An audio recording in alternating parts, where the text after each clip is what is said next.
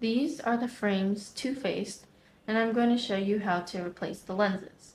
Now, you can replace the lenses one of two ways. You can either unscrew or loosen the screws that are located between the temple and the frontal part of the frames, and then take them out like that, or you can take them out a much easier way, which we are going to show you.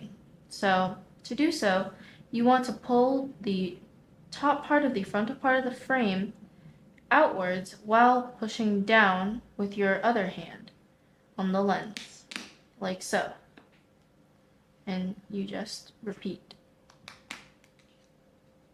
Now, to reinstall these, you are going to take one lens, and you're going to line up this part of the lens into the grooves of the frame.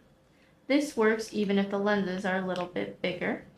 You just slide it in, and if the lenses are a little bit bigger, you just take two fingers underneath, one finger on top, and you kind of bend the lens so that the corners go in, like that.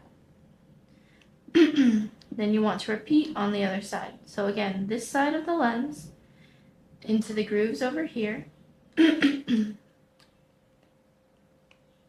just like that, and then the two fingers underneath, with the one finger on top, and you bend just slightly, and you should hear some clicks, and that's it.